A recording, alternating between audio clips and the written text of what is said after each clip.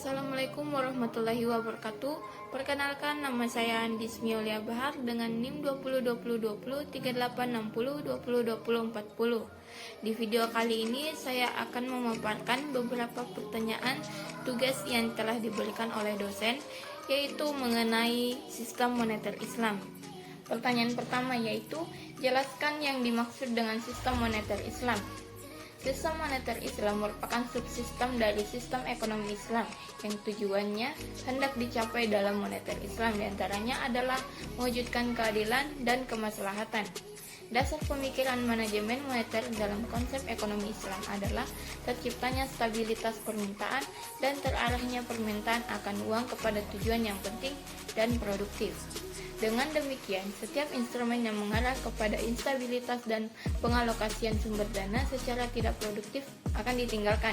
Pada sistem ekonomi Islam, manajemen moneter yang efisien dan tidak adil tidak berdasarkan mekanisme suku bunga, melainkan dengan menggunakan strategi yang berdasarkan 3 instrumen utama. Selanjutnya, pertanyaan kedua yaitu, jelaskan pandangan ekonomi Islam tentang uang. Dalam Islam, uang dipandang sebagai alat tukar, bukan suatu komoditi. Peranan uang ini dimaksudkan untuk melenyapkan ketidakadilan, ketidakjujuran, dan pengisapan dalam ekonomi tukar-menukar atau biasa disebut dengan barter. Karena dalam sistem barter ada unsur ketidakadilan yang digolongkan sebagai riba al-fadl yang dilarang dalam Islam. Pertanyaan ketiga yaitu, jelaskan secara singkat sejarah dinar dan dirham.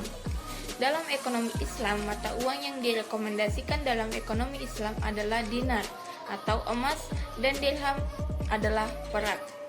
Dinar atau emas adalah koin emas berkadar 22 karat atau setara dengan 91,70% dengan berat 4,25 gram.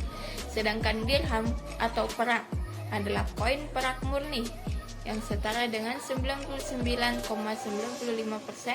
dengan berat 2000,975 gram.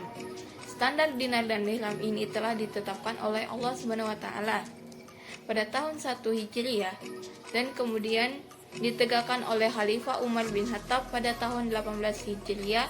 Pada saat itu, untuk pertama kalinya Khalifah Umar bin Khattab mencetak koin dirham, sedangkan orang yang dengan tetap mengacu kepada ketentuan dari Rasulullah Shallallahu Alaihi Wasallam maupun Umar bin Khattab, yaitu dalam rasio berat 7/10 atau 7 dinar berbanding 10 dirham. Bagi negara-negara mayoritas Islam, fenomena mempopulerkan penggunaan dinar dan dirham sebagai alat tukar pembayaran dan kegiatan transaksi ekonomi dilandasi oleh beberapa hal.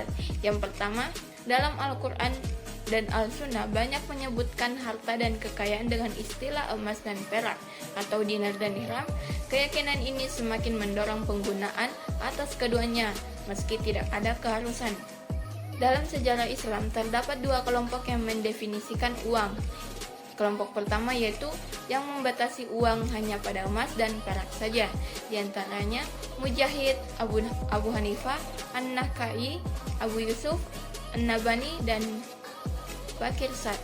Sedang yang tidak membatasi uang hanya pada emas dan perak saja adalah Laits ibn Sa'ad, Ibnu Taimiyah, Asy-Syaibani, Ibnu Hazm, dan Az-Zuhri. Kemudian yang kedua adalah dalam upaya menegakkan rukun Islam, yaitu membayar zakat dan menegakkan hukum Islam, yaitu hukuman bagi pencuri yang ukuran standarnya adalah dinar dan dirham. Seorang muslim yang memiliki harta emas, uang, dan kekayaan lainnya yang telah mencapai nishab atau ukuran berat senilai emas 20 dinar wajib membayar zakat. Bagi pencuri yang senilai dinar, maka padanya wajib dikenakan hukum had atau potong tangan, meski dalam tatanan implementasi sangat sulit untuk diterapkan.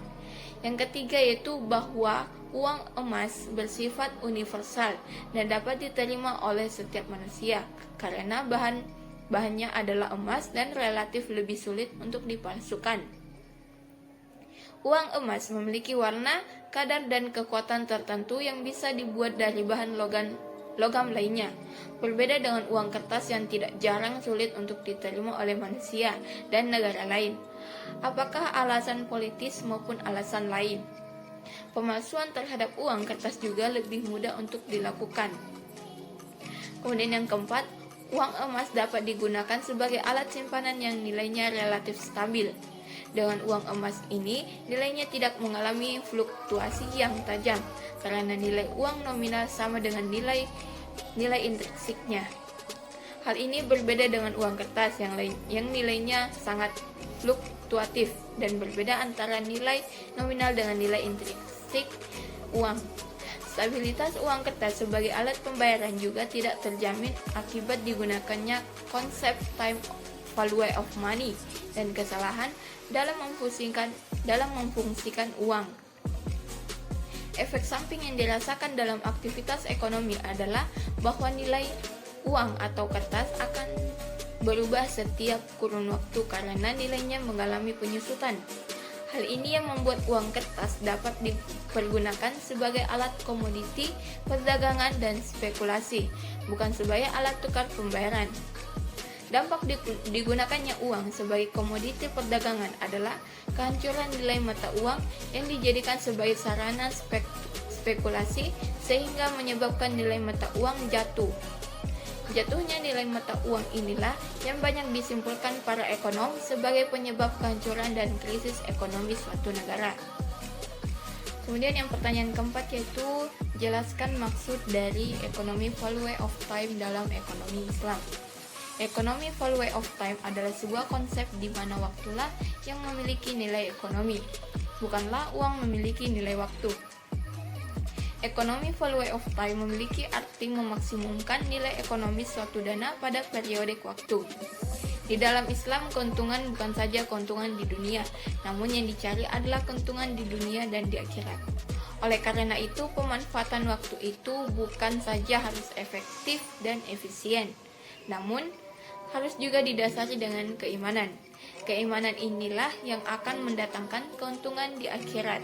Sebaliknya, keimanan yang tidak mampu mendatangkan keuntungan di dunia berarti keimanan yang tidak diamalkan. Selanjutnya pertanyaan, mengapa bunga bank dikategorikan riba dalam ekonomi Islam? Baik bunga simpanan maupun bunga pinjaman saling mempengaruhi satu sama lain. Ketika bunga simpanan tinggi, maka secara otomatis bunga pinjaman ikut naik dan demikian pula sebaliknya. Bunga bank termasuk riba, sehingga bunga bank juga diharamkan dalam ajaran Islam. Riba bisa saja terjadi pada pinjaman yang bersifat konsumtif maupun pinjaman yang bersifat produktif, dan pada hakikatnya riba dalam bunga bank memberatkan peminjam. Pertanyaan terakhir yaitu jelaskan yang dimaksud dengan teori bagi hasil dalam ekonomi Islam. Jadi, bagi hasil merupakan suatu sistem yang meliputi tata cara pembagian hasil usaha antara penyedia dana dan pengelola dana. Mengutip dari Wahid Invest, dalam keuangan syariah sistem ini mengacu pada dua sistem, yaitu sistem musyarakah dan mudharabah. Yang dimana musyarakah adalah terletak pada besarnya kontribusi atas manajemen dan keuangan atau salah satu di antara itu. Dalam mudharabah, modal hanya berasal dari satu pihak, sedangkan musyarakah modal berasal dari dua pihak atau lebih. Itulah penjelasan terkait tugas yang telah diberikan oleh dosen. Sekian dan terima kasih. Wassalamualaikum warahmatullahi wabarakatuh.